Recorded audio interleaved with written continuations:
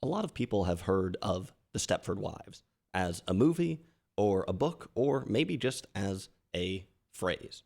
The Stepford Wives is a bit of an institution, something that has struck a chord across multiple generations. Today, I'm going to talk about the original 1975 film, which I come to as a big fan of British director Bryan Forbes, and which I strongly recommend that you watch. And I'll talk a little bit about the 2004 remake, which I strongly recommend that you do not watch. On this channel, I don't really rant about films, or I try not to, so I don't have that much to say about the new movie, but there are a few interesting comparisons to make, and we'll get to that. I haven't read the book, which was written by Ira Levin, so it won't really be discussed. This is the fourth Bryan Forbes film that I've seen following The L-Shaped Room and Seance on a Wet Afternoon, which I have videos about. You should check them out, as well as King Rat, which I recently watched just for fun and will not be reviewing. Great movie. All three of those movies and this one are great, and they reinforce my view that Bryan Forbes is maybe one of the most underrated directors to have ever worked. Anyway, let's start at the beginning. The 1975 film stars Catherine Ross, famous as Elaine in The Graduate, I guess. And in the opening scene, her character, Joanna, is surveying an empty apartment. Joanna Eberhard, that's her character's name. Joanna and her family, they're on the verge of, well, you'll never believe this. I could hardly believe it. Hopefully you're sitting down. They're on the verge of moving out of New York City. Now, immediately, seeing this empty apartment, I was reminded that one of the things that Bryan Forbes does best is interior decorating. We've got The L-Shaped Room, a movie that is structurally defined by a flat. We've got Seance on a Wet Afternoon, where an aging house, semi-aristocratic house, is talismanic. In King Rat, the prison camp that it's set in obviously has a huge impact. All the cots they sleep in, all these little bunkhouses that they spend their time in, has a huge impact on how characters move, think, and live. It might not sound that special, but Forbes uses interiors better than almost anyone else I can think of, really. Uses interiors, I guess, to tell the stories of some sort of internal life, interior life. So, anyway, we start out in this apartment. It's totally empty because the family is moving out. And even though there's no dialogue and relatively understated acting, the emptiness of the apartment and the way we see Joanna from across the room, the way we sort of peer around a door at her, it tells you all that you need to know about how she feels leaving the city. And honestly, within 30 seconds of starting up this movie, I knew it was going to be great. Don't believe me? Go watch it, at least the first 30 seconds. Obviously, once we get to Stepford, the interiors are really going to take center stage. To be fair, some of the things in Stepford aren't exactly subtle, but the mechanics are clever. This is ostensibly a thriller, but who would have thought that so much would rest on how dirty someone's kitchen is? Because the Stepford location is so vivid and iconic, you almost take it for granted that they had to come up with it to make the movie. Of course, there was the book as well. Keep in mind, too, that Bryan Forbes is British, an outsider, and yet he taps into something distinctly American. Like I said, there's nobody who knows how to film a house like Bryan Forbes. It's nothing super extreme, but the way he chooses to place the camera in a room and situate the subjects in a room, making them big or small, blocking them off, trapping them, it's great. I think you probably get the idea, though. I just mentioned, I guess, that The Stepford Wives is ostensibly a thriller. In 1975, I think it was quite a chilling movie. Today, I don't think people are going to find it to be scary exactly, but it delivers plenty of suspense and is an engaging movie to watch without a doubt. Much like with Seance on a Wet Afternoon, I had to pause the movie a few times because I was getting stressed out.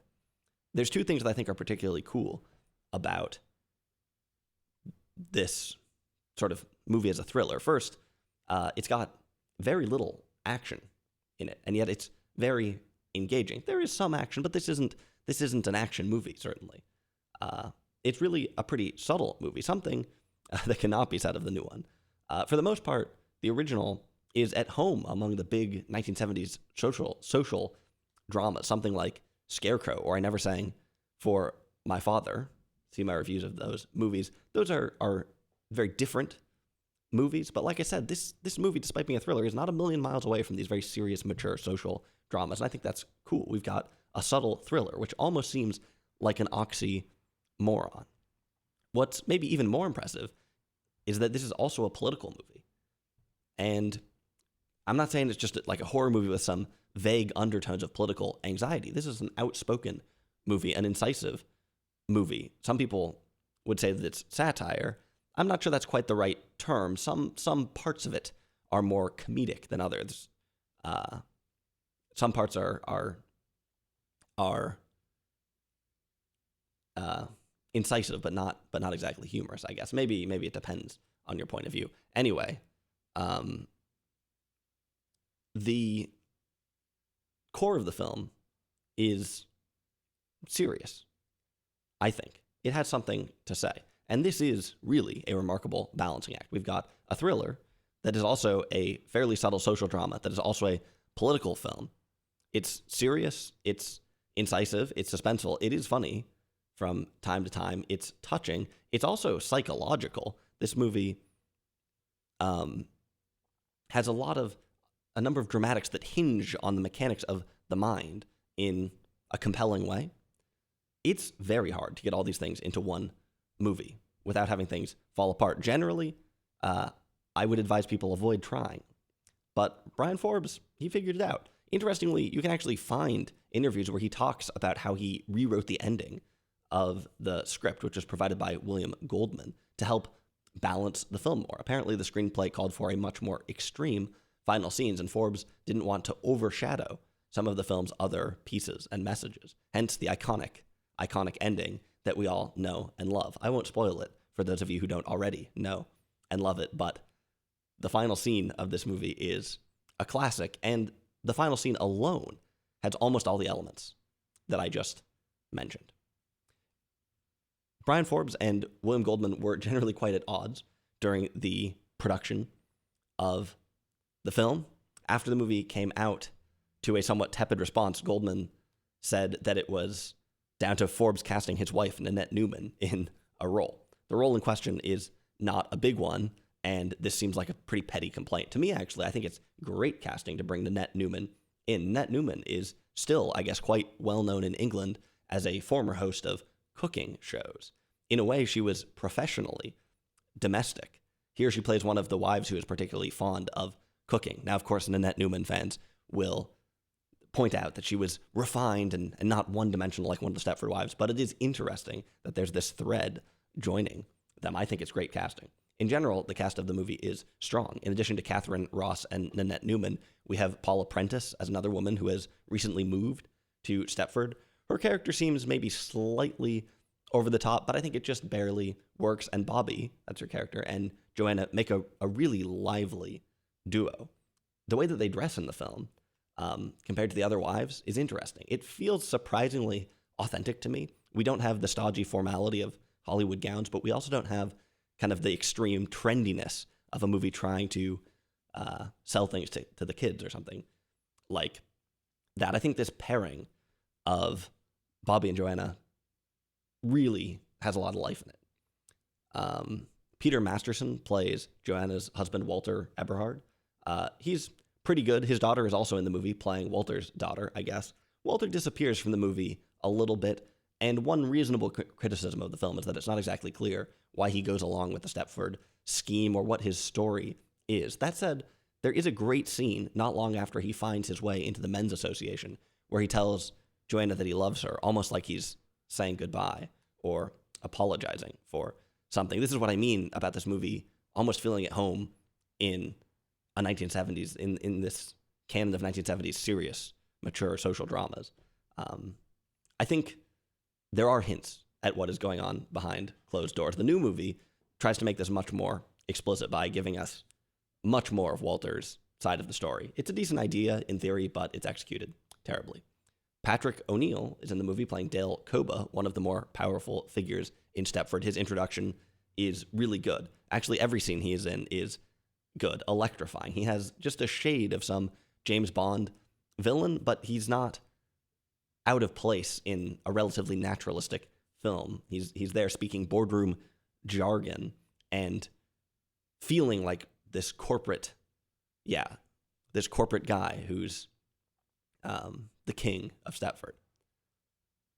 It's interesting that this film does lean on a few tropes here and there, like it's got a big scary mansion in it.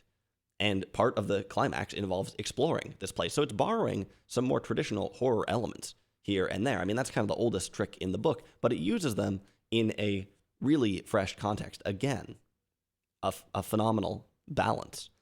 The movie is simple where it needs to be simple and complex where it needs to be complex. I was talking about the acting, I guess, and overall, it's solid. It's nice to see Catherine Ross in a meaty role, not just a pretty face or a damsel in distress. Now, honestly, the acting in this movie is not S tier, but the film is cast very wisely, and the script is strong. Earlier, I mentioned that the film's reception was somewhat mixed. Interestingly, one segment that was split on the film were feminists. Betty Friedan is actually in the original book. Apparently, she comes to Stepford to give a presentation on the feminine mystique. William Goldman interviewed Betty Friedan while preparing the screenplay, and yet when the movie came out, she criticized it harshly and advocated a total boycott.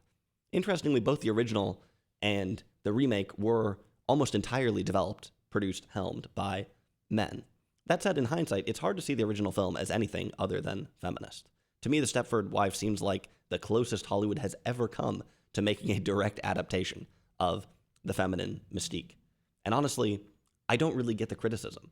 I guess it is common when a mainstream film sort of co-opts a movement for people with their boots on the ground, for people who were there since the beginning, to find issues with it, to feel like some small details betray the film entirely. It's possible that it's just a missing sense of ownership, or maybe there are flaws there that are beyond my superficial understanding.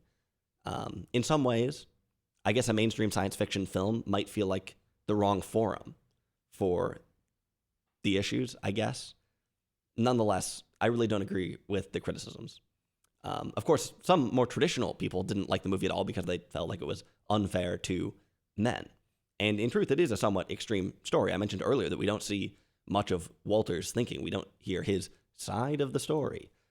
We don't see a single man object to the scheme. Well, not really. And I guess pretty obvious how this might have annoyed some people when it came out. I think it's possible that it also undermined the film in the view of some feminists who maybe felt that subversive and progressive men with long hair, had some part to play. I'm really not sure, honestly.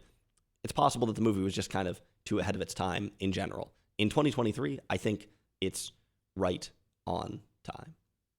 Okay, a couple of minor style things before we wrap up the first movie. I don't think the original film has ever been released on Blu-ray, unfortunately, or remastered or anything like that. The print that I watched looked a bit tired, worn out, but generally speaking, this is a brilliantly rendered film. I already rambled on about how they film the houses. A lot of shots won't immediately jump out at you, but the film is crafted really nicely overall, and there are a couple of interesting little pieces here and there that do stick out a little bit. Like there's a shot of Bobby walking through a field. It's a very tight shot, but filmed from a long distance. It looks, and the way that she just kind of bounces up and down between the grass is really interesting. There's a couple of extreme close-ups in the film, so there is a little bit of stylistic intrigue here and there, but seems like telling the story is priority numero uno for the most part. The score of this movie is pretty cool. It's partly done with a synth, but it's not a big, conspicuous sci-fi score. It's not Vangelis. And in general, this really isn't a conspicuous sci-fi film. There's almost no technology in it, no cool modern stuff or anything like that, even though that kind of is a huge part of the story. If The Stepford Wives felt like an episode of Star Trek, then I guess I could understand how Friedan et al. Might feel like it was cheap. But as I've said, I think the balance is remarkably good. An interesting thing about this movie is that in many ways it's a story of things that are not there. We open with the Eberhards leaving New York, but the traces of the city are always there. And I'm not saying that just because I live in New York. But I guess because this is a movie that never drops its progressive 1970s perspective. There are a ton of movies about people going to New York and seeing the wild, liberated things that happen there. Something like Hair, I guess, would fit in this category. The Stepford Wives is kind of the opposite story. Leave New York and see what happens. But it's really still a story about that social upheaval and change, maybe centered in the city. And like I said, this lively couple of Joanna and Bobby, they carry with them this perspective and really anchor the movie, even though very little of it takes place in this sort of progressive liberated context or whatever. Now, it is 1975 and not 1968, and the Eberhards are fairly affluent, so I wouldn't say this is exactly a countercultural film, but the traces of urban life are there throughout. Of course, Stepford is also a story of vacuousness in suburbia, something missing from suburban life, particularly for women. We see a lot of conspicuous stuff in Stepford. We see a lot of big stuff in Stepford. And yet, in all this stuff we see about this perfect place, this perfect town, its perfect families, out of everything that's in your face, it's the things that aren't there that are maybe the most conspicuous. It's a town with an incomplete dictionary where people don't know the meaning of the word archaic. That's the original film. Like I said, it's a great movie. Even if you already know how things end, which I suspect many people do, it's really nice to watch. The same thing cannot be said for the remake, which is from 2004. It has a huge cast, actually a promising cast with Nicole Kidman, Glenn Close, Bette Midler, Matthew Broderick, Christopher Walken. It was directed by Frank Oz of The Muppets fame, who also provided the voice of Yoda for a number of films and television serials. He directed Dirty Rotten Scoundrels, which not everyone realizes was actually a remake of the film Bedtime Story, which starred Marlon Brando, I think. Frank Oz apparently regretted making the film. Nicole Kidman nearly left halfway through this movie. This is a movie that was cursed from the start, I guess. I actually saw this movie when I was a kid, but I had almost no recollection of it. One of my first questions after watching the original was how the story could really be transplanted to the early 2000s. On one hand, it seemed fairly obvious how the movie got made, how it was greenlit. The early 2000s were a brief moment of independent films in the mainstream, and basically the remake seems like it's riding the coattails of American Beauty, subversive film in the mainstream.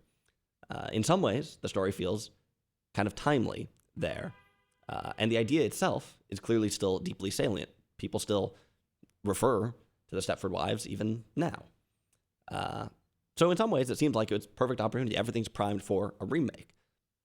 On the other hand, the original is deeply rooted in the 1950s. Stepford is 1950s America. And while obviously the patriarchy was still going strong in 2004, I was curious how exactly they were going to bring the story to the modern day.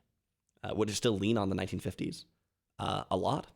Well, the answer is that they were going to do a bad job of updating it. I sat down, pressed play, and was immediately hit by 1950s themed opening credits. Generally speaking, the remake doesn't disconnect itself from the 1950s at all.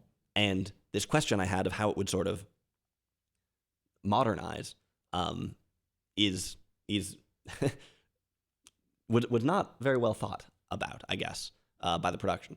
Believe it or not, the movie actually probably ties itself to the 50s even more explicitly than the original does. Like I said, it has these opening credits, which are sort of this 50s cartoon, and that's actually just one example of 50s imagery. They shove it in our faces later on at a pretty pivotal moment in the film. We go back to the 50s cartoons again, really in a way that doesn't really even make any sense.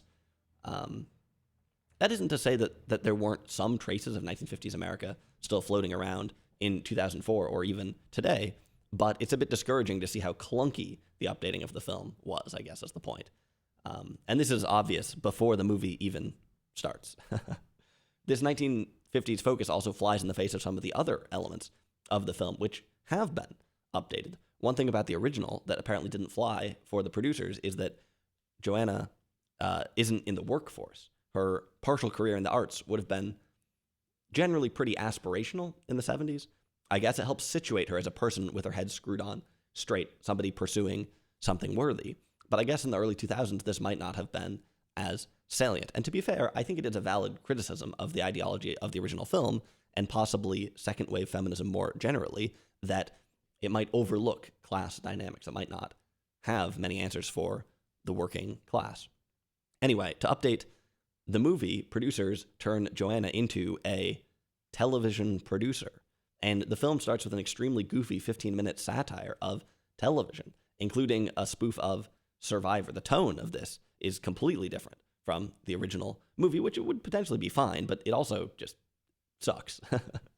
The stuff, this beginning, this television parody, had nothing to do with the rest of the movie. It could easily be dropped. I really don't exactly understand why it's there. Interestingly, the original movie doesn't really have television in it at all. Now, I dislike television as much as any film snob, and I think television can be a good proxy for the American mainstream, at least in 2004, but this is not the way to do it, and at best, it screws up the focus of the movie pretty severely. But there's an even bigger problem that emerges here, which is that the movie kind of turns Joanna into a satirical character from the first scene, turns her into this sort of girl boss TV executive who's not self-aware, who's producing all this dumb television, who doesn't get it, right?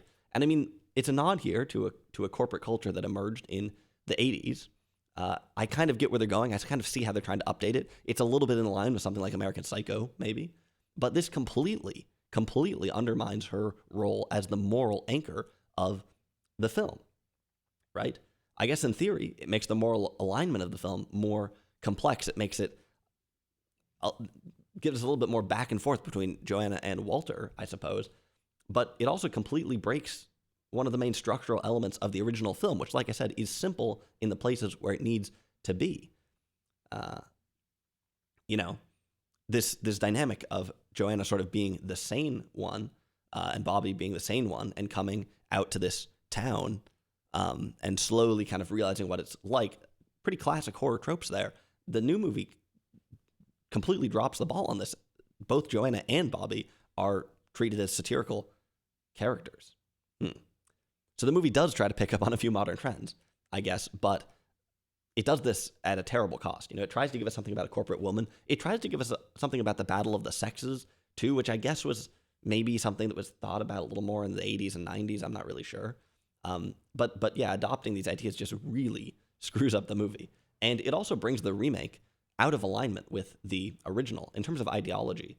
I actually think the 1975 film is significantly more progressive than the one that came out in 2004, which not only leans on some weird stereotypes, but is just a bit confused and really doesn't pick up on much ideology at all, except this sort of limp-ish battle of the sexes thing. Now, I'm not really here to rank movies by how progressive they are, but like I said, the remake diverges quite a bit from the spirit of the original. So, like I said, we start with the 50s, but we also have all this sort of weird attempts to make things a little bit more modern. We also get much more explicit modernism in the film. I mentioned earlier that the original doesn't really have any future technology in it. Well, the new one has tons of it, and it's a distraction at best. Just plain stupid at worst, I guess. There's a CGI dog in the remake that is truly embarrassing. I said that the original is a remarkable act of balance, a rare act of balance. And if you don't believe me about that, if you don't believe me that it's tricky, you don't believe me that it's easy to get it wrong, just look at the remake, which turns everything up to 11, but comes up with about a 3 overall. I'm talking about these subtleties of balance here, but the fact is that the remake has much more obvious problems, I guess. Even the most casual viewer will be able to point out a handful of gaping plot holes. Not only does this movie have huge conceptual flaws, but the writing is terrible. Scene for scene, it can't stand up. Contrast that to Brian Forbes' gripping writing. The original has a couple of scenes, like when Joanna goes to visit the chemist, that I'm not sure even needs to be in the movie, but the scene is so well written that, hey, I'm all for it. The new one, please, shorter would have been better.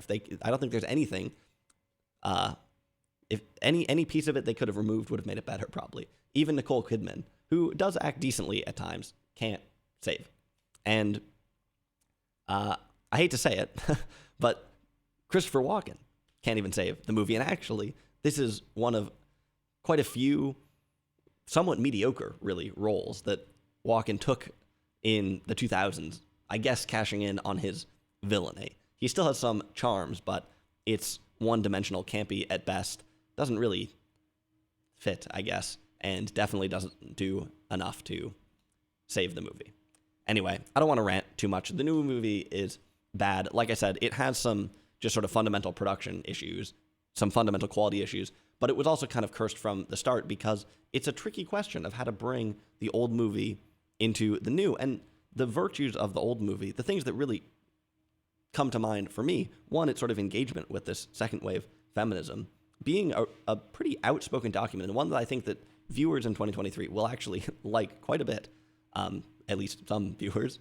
That kind of spirit of the movie is a very tricky thing to modernize, right? And like I said, when writing the screenplay, I mean, the original, the original book, it has Betty Friedan in it. They interviewed her to make the movie. This is a movie that was engaged with some real ideology. The original one was. That's not to say that it's like some crazy philosophical thing. It's a relatively straightforward concept, but there's real engagement there. The new one, complete vagaries. And it's almost hard to believe, that someone in 2004, that a Hollywood film in 2004 would go to the same length to have some kind of intellectual engagement. And the movie doesn't. Like I said, how do you modernize that spirit? It's tough, and they don't even come close to it. Also, like I said, the original is such a balancing act, and bringing a balancing act through time from 1975 into the early 2000s, man, that's tough too. And again, they just completely fail at it. But both of those elements make this really cool film to check out, and also a movie that's really grounded in the 70s, a movie that in some ways could have only happened when it happened, but one that is definitely worth checking out, and one that is, like I said, surprisingly fitting for 2023. I'm not surprised that this movie has gained some notoriety as a so-called cult film these days. Hopefully, we can get a nice remaster of it. But for now, I would just check it out any way that you can. So that's The Stepford Wives.